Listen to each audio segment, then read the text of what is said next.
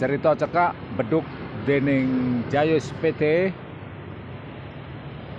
Beduk masjidku suarane keplek, pangiroku oleh keplek kuwi mergo klontongane beduk kurang gede. Garis tengahé klontongan 70 cm, dawane ora ana semeter. Kelingan yen ing kuburan ana wit jati gede. Aku banjur rerasan karo Lurah Bakir. Wose setengah usul yen dianggep prayoga.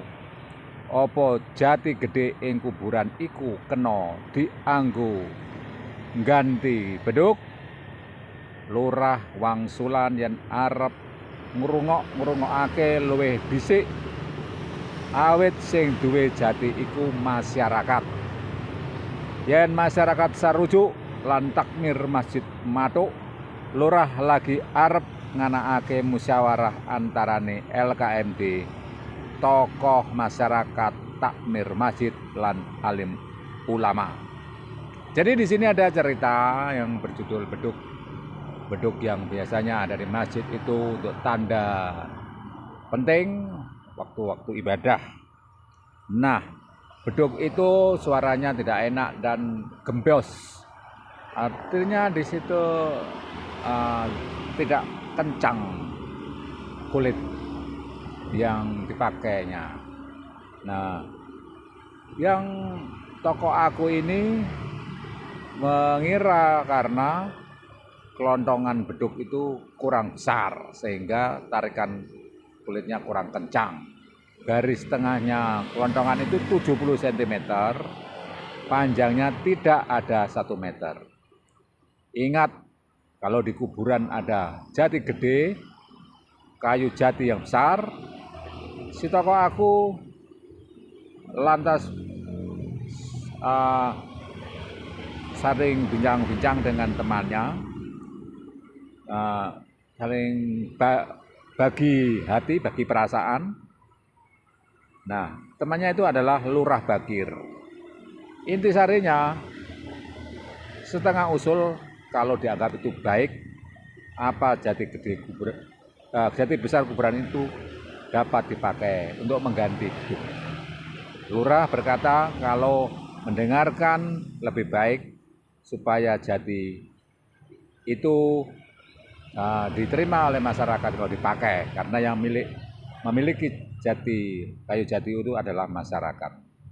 Kalau masyarakat setuju dan takmir masjid setuju, lurah baru akan mengadakan musyawarah antaranya LKMD, tokoh masyarakat, takmir masjid dan alim ulama. Jadi kalau ada satu masalah itu tidak bisa diatasi sendirian, diambil jalan sendirian, tetapi harus dicari jalan keluarnya. Jalan keluar itu mesti dibicarakan bersama. Nah, di sini ada di dalam Yohanes 16 ayat 33 dari Alkitab dikatakan, semuanya itu kukatakan kepadamu, supaya kamu beroleh damai sejahtera dalam aku. Dalam dunia kamu menderita penganiayaan, tetapi kuatkanlah hatimu. Aku telah mengalahkan dunia. Jadi ketika ada satu masalah, itu kita mesti mencari solusinya.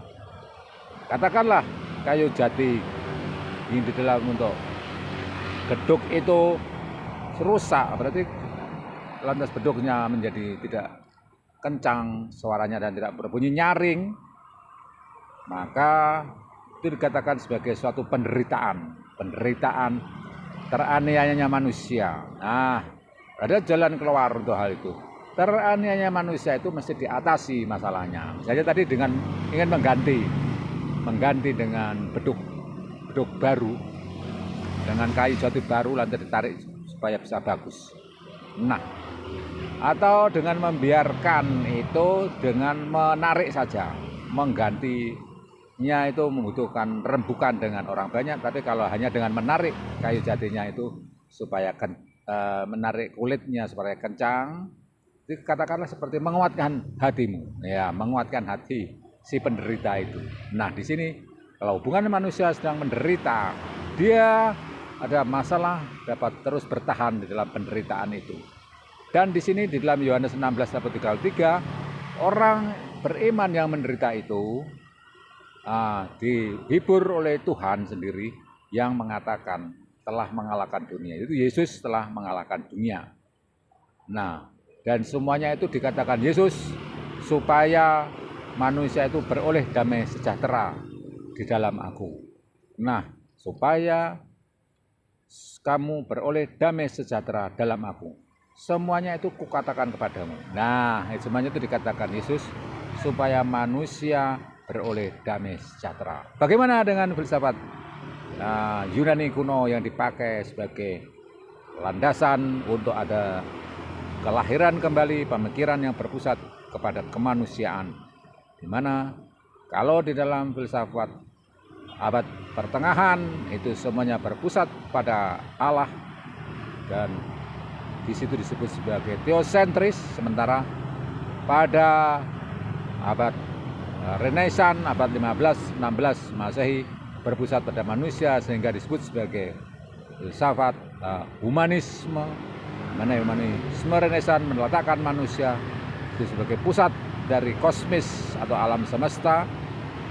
Maka ketika di dalam Alkitab yang teosentris itu masalah-masalah dapat diatasi di dalam Tuhan, di dalam filsafat Yunani masalah-masalah itu dapat diatasi dengan kemampuan manusia sendiri secara internal. Dia mengelola dirinya, semua penderitaannya, semua apa yang dialami dan dilakukannya itu dengan mengharmoniskan pikiran, perasaan, perbuatan dirinya sendiri sebagai manusia yang mempunyai kemampuan berpikir yang menjadi makhluk berpikir terus-menerus dalam filsafat Yunani kuno, Homo sapiens, dengan berpikir positif, dengan menimbulkan pemikiran yang jauh dari yang bersifat toksik dan negatif, sehingga dia merasa bahwa semua masalah itu dapat diatasi dengan damai sejahtera yang berasal dari manusia sendiri.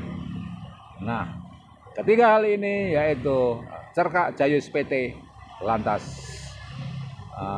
filsafat yang teosentris dan filsafat yang antroposentris ini mempunyai suatu garis benang merah.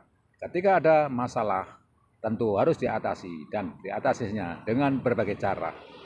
Banyak pilihan pada kita, dipersilahkan kita untuk dapat melakukan yang terbaik.